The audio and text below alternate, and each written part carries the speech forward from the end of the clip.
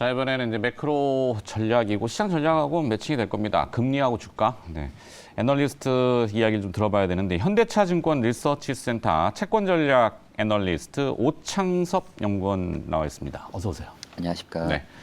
어제 우리나라 이제 한국은행 기준금리 결정이 있었죠.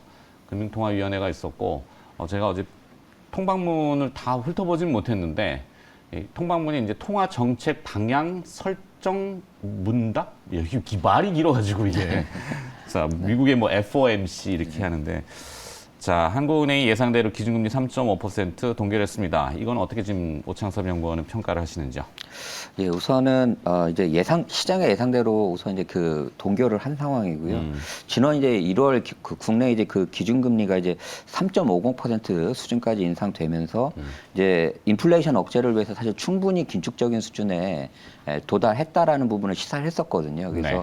이번에는 이제 그동안의 이제 금리 인상 효과를 좀 진단하면서 좀 동결을 하고 이러한 부분들을 조금 더 앞으로 이제 추가 인상 가능성을 좀 판단하겠다라고 했는데요. 결론은 국내 요인만 가지고 사실 봤을 때는 이제 물가나 이런 부분들이 예상대로 떨어지고 있기 때문에 네. 경기 하방 위험과의 어떤 균형을 좀 가져가겠다라는 포석이고요. 대신 이제 시장에서는 이제 금리 동결 안전 끝났다라고 사실 이제 기대가 좀 컸는데 네. 그 부분에 대해서는 이제 추가 금리 인상 가능성이 열려있기 때문에 끝났다라고 판단하지 말라고 하면서 이제 경계를 남겼던 어떤 좀 균형 있는 어떤 그 통화정책 회의였다라고 보입니다. 네.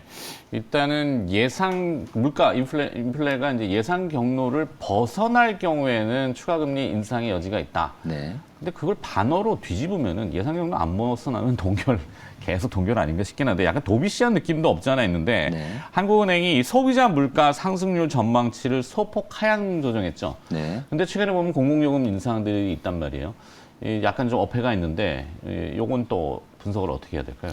사실 이제 국내 이제 물가 같은 경우에서는 이제 상방 요인과 지금 하방 요인이 사실 상충하고 있는 상황이거든요. 네. 그러니까 다른 나라에 비해서 지금 우리나라는 공공요금 인상이라고 하는 이제 큰 어떤 그 물가 상승 요인이 남아 있는데요. 원래는 뭐 저희도 이제 4월부터 서울도 이제 뭐 공공요 특히 이제 뭐 버스나 이제 네네. 지하철 요금 인상 등을 해가지고 계속 될 거라고 했었는데 이제 정부 당국이 그걸 이제 하반기로 묶었죠. 좀 이연시킨 네. 상황이고요.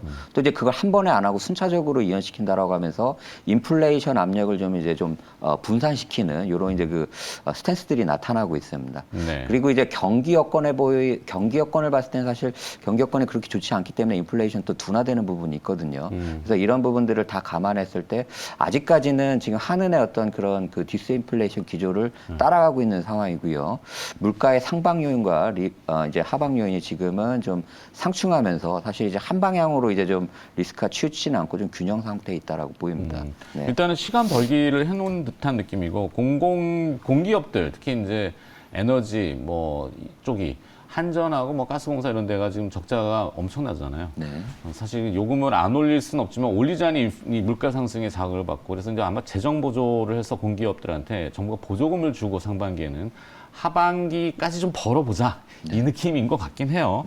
자, 그러면 올해 금리를 추가로 올릴 가능성에 대해서는 어느 정도로 좀 타진하십니까? 우선은 지금은 통화정책에서 결국 이제 중립적인 어떤 포지션이라고 보이거든요. 물가도 이제 물론 이제 중요하지만 이제 경기도 봐야 되는 상황이고 특히 이제 정부 같은 경우에서는 올해 하반기에 이제 경기 부양책 카드도 지금 좀 만지작하고 있거든요. 네. 그래서 이런 상황에서는 사실 이제 금리 인상 자체가 이제 물가 부분에는 이제 좀 조금 더 잡을 수 있겠지만 경기의 하방 위험을 높이기 때문에 여기에서 이제 어떤 충격 요인이 발생하지 않는다. 지금의 어떤 그 경제 상황이 그냥 유지된다라고 하면 사실상은 금리가 동결 계속 될 가능성이 크고요. 그래서 이번에 결국 아주 이변이 나오지 않는다. 네, 맞습니다. 뭐 그런 부분들이 결국 이번 어떤 3월 금통위에서 가장 중요한 부분이었다고 보입니다. 그러네요. 하반기에는 추경 가능성이 있죠. 뭐 적자 네. 국채를 발행하더라도 왜냐하면 내년 총선이기 때문에 네. 이 정책인 변수도 사실은 통화 정책에 무시할 수 없는. 네. 거기에 이제 부동산 시장도 연계되어 있을 거고. 자, 그럼 연내에 금리를 인하할 가능성은 없을까요? 우선은 그 가능성은 우선 이제 좀 낮다라고 볼 수밖에 없는 게, 낮다. 왜냐하면 올해는 어쨌든 한국은행의 통화 정책이신 물가입니다. 네. 물가 안정이 우선 확인돼야 다른 어떤 이제 정책의 어떤 그 스탠스를 밟아갈 이제 여유가 생기는 거거든요. 그리고 이제 세계 경제가 지금 예상보다 이제 경기가 올해 연초만 보게 되면 예상했던 것보다는 지금 양호한 상황이거든요. 네. 그래서 이게 진짜 경기 침체로 가는 상황이면 금리 인하를 가야 되는데 예상보다 지금 세계 경제가 선방하고 있다라는 측면도 그 노랜디라는 단어도 네, 등장하고. 맞습니다. 그런 부분도 사실 연내 금리 인하 가능성을 좀 낮춰주고 있다라고 보입니다. 네. 자, 이제 금리 정책은 사실 우리만의 문제가 아니라 세계 글로벌의 연동성인데 특히 이제 미국의 그 얘기를 안 해볼 수는 없잖아요. 한미 금리 격차. 다음 달에도 미국 연방준비제도에서는 25베이시스 포인트, 0.25%포인트의 금리 인상을 예고를 했는데 그러면 기준금리가 우리가 3.5, 미국이 현재 4.75니까 25 올리면은 거의 5.0 되잖아요. 네. 그럼 1.5%의 금리 격차. 이거는 어떻게 우리가 또 고려를 해봐야 될지. 일각에서는 외국 외자의 유출 우려, 뭐 이런 내용도 떠든단 말이죠. 네.